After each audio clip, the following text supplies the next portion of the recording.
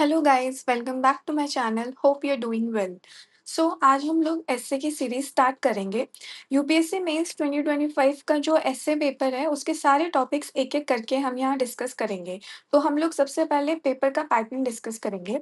UPSC mains में paper one is essay paper, आप लोग जानते हैं। इस एग्जाम में 8 क्वेश्चंस होते हैं, पार्ट ए और पार्ट बी में डिवाइडेड। आप लोगों को टोटल 2 एसए लिखने होते हैं। आपका चॉइस ऑफ क्वेश्चंस इस तरह से होना चाहिए कि एक क्वेश्चन आपका पार्ट ए से बने और एक पार्ट बी से। मतलब दोनों सेक्शन में से एक-एक क्वेश्चन आपका होना चाहिए। इसमें वर्ड लिमिट पर क्वेश्चन 1000 टू 1200 वर्ड्स होंगे और इसे कंप्लीट करने के लिए आपको टोटल टाइम 3 आवर्स मिलेगा और टोटल मार्क्स होगा इसका 250, जिसमें से 125 मार्क्स ईच क्वेश्चन। तो जनरली ऐसे पेपर ना सबसे ज़्यादा डिफ़िकल्ट होता है as compare to GS paper, क्योंकि जीएस पेपर में एग्ज़ामिनर आपसे जो भी क्वेश्चन पूछ रहा है, आपको पता है उसके आंसर के लिए कंटेंट जो है वो लिमिटेड है। वही चीज़ें लिखनी है जो बाकी के एस्पिरेंट्स भी वही कंटेंट लिखेंगे, उससे बियॉन्ड कुछ भी नहीं हो सकता। फॉर एग्ज़ाम्पल, अगर आपसे एग्ज़ामिनर ये क्वेश्चन पूछ रहा है कि why governors are appointed and not elected in India, इसमें एक स्टूडेंट क्या लिख सकता है? वो गवर्नर को एक्सप्लेन कर देगा, गवर्नर की प्लेस कॉन्स्टिट्यूशन में एक्सप्लेन कर देगा। उसके बाद वो जो रीज़न्स हैं कि क्यों गवर्नर को अपॉइंट किया जाता है, इलेक्ट नहीं किया जाता हमारे कॉन्स्टिट्यूशन में, हमारे कंट्री में, तो वो उस चीज़ को एक्सप्लेन कर देगा। वो इससे ज़्यादा कुछ और नहीं लिख सकता और बाकी के एस्पिरेंट्स भी सिर्फ़ इस इन्हीं पॉइंट्स के इर्द-गिर्द अपना क्वेश्चन का आंसर फ्रेम कर सकते हैं। लेकिन ऐसे एक ऐसा पेपर है जहाँ स्टूडेंट को फ्रीडम मिलती है कि वो अपनी इमेजिनेशन लिख सकता है, अपना खुद का पॉइंट ऑफ व्यू लिख सकता है। लेकिन जीएस के बाकी पेपर्स में वो अपना खुद का पॉइंट ऑफ व्यू नहीं लिख सकता। वहाँ पर उसको एक्चुअल में जो फैक्ट्स हैं, जो फिगर्स हैं, वो जो सारी चीज़ें उसे वहाँ वो लिखनी होती हैं। तो बेसिकली यहाँ स्टूडेंट के माइंड के लेवल ऑफ क्रिएटिविटी का पता चलता है। तो so okay, now we can start with our first essay topic of UPSC mains exam 2025। Truth knows no colour, सत्य कोई रंग नहीं जानता। तो सबसे पहले मैंने जो हमारा एसे का टॉपिक है उसे थोड़ा-सा एक्सप्लेन किया है। Truth knows no colour means truth is universal, unbiased and beyond the race, caste, religion और नेशनैलिटी। मतलब कि जो सत्य है वो रेस, कास्ट, नेशनैलिटी, रिलीजन इन सब से ना ऊपर है, मतलब न्यूट्रल है, उसका कोई कलर नहीं है। फिर आगे प्रोसीड करते हुए मैंने थोड़ा-सा हिस्टोरिकल रेफ़रेंस दिया है कि कैसे हिस्ट्री में हमारे जो फ्रीडम फाइटर्स थे और जो फेमस पर्सनैलिटीज़ थी, उन्होंने ट्रूथ को फ़ॉलो करते हुए अपनी डिस्कवरीज़ कंप्लीट की और अपने स्ट्रगल्स कंप्लीट किए। देन आगे आप देखेंगे कि मैंने एक कोट यूज़ किया है।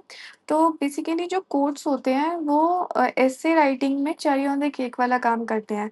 आपको जनरली ना कुछ कोट्स याद करने पड़ेंगे। इससे आपका जो आंसर है वो थोड़ा एनहांस हो जाएगा और एग्ज़ामिनर के लिए थोड़ा-सा वो कैची हो जाएगा। तो मैंने यहाँ पे जो कोट यूज़ किया है, three things can not be long hidden, the sun, the moon and the truth. और उसके बाद थोड़ा-सा उसे मैंने एक्सप्लेन किया है।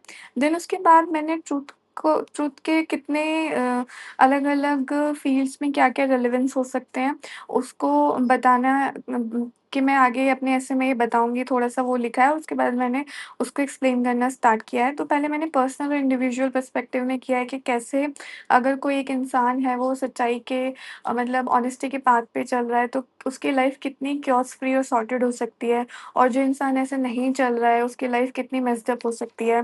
देन आगे मैंने मतलब ट्रुथ को इन अ पेरेंटिंग वे में बताया कि अगर आप अपने बच्चे को झूठ बोल रहे हो तो मे बी आप उसके आइडियल नहीं हो सकते, और अगर आप उसके आइडियल हो तो वो भी फिर आपको देखकर वही चीज़ें फॉलो करेगा जो आप कर रहे हो। मतलब आप ऑनेस्टी के पाथ पर नहीं हो, आप सत्य का साथ नहीं दे रहे हैं और आप अपने बच्चे को नहीं समझा पा रहे हैं। देन साइंटिफिक साइंटिफिक पर्सपेक्टिव को मैंने एक्सप्लेन किया है।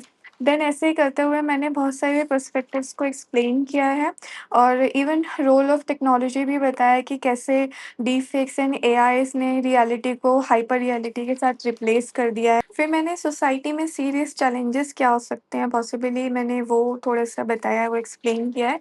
देन एट द एंड मैंने इसे कंक्लूड कर दिया है, जो भी मैंने रेफ़रेंसेस वगैरह लिखे हैं उनके बेसिस पे। और लास्ट में मैंने ये बताया है कि जो कलर्स हैं वो हमेशा एग्ज़िस्ट करते हैं। उनकी खुद की आइडेंटिटी है, एनर्जी और बिलॉन्गिंग है। लेकिन अगर कलर फैक्ट्स और सोसाइटी को रिपेंट करने की कोशिश करेंगे तो वो एक इल्यूज़न बन जाएगा।